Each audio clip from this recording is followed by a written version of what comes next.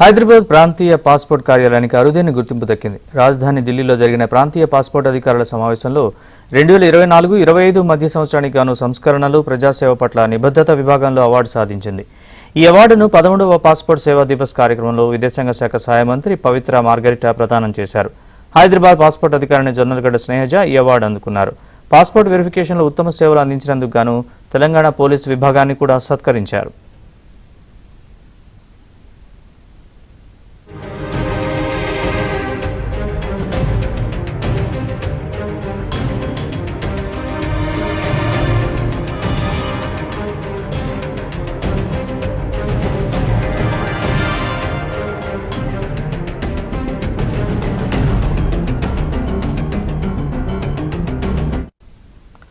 హైదరాబాద్ ప్రాంతీయ పాస్పోర్ట్ కార్యాలయానికి అరుదైన గుర్తింపు దక్కింది. రాజధాని ఢిల్లీలో జరిగిన ప్రాంతీయ పాస్పోర్ట్ అధికారుల సమావేశంలో 2024-25 మధ్య సంవత్సరానికి గాను సంస్కరణలు, ప్రజాసేవ పట్ల నిబద్ధత విభాగంలో అవార్డు సాధించింది.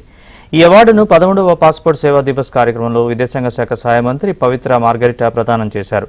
హైదరాబాద్ పాస్పోర్ట్ అధికారిని జొన్నలగడ్డ స్నేహజ ఈ అవార్డు అందుకున్నారు. పాస్పోర్ట్ వెరిఫికేషన్లో ఉత్తమ సేవలు అందించినందుకు గాను తెలంగాణ పోలీసు విభాగాన్ని కూడా సత్కరించారు.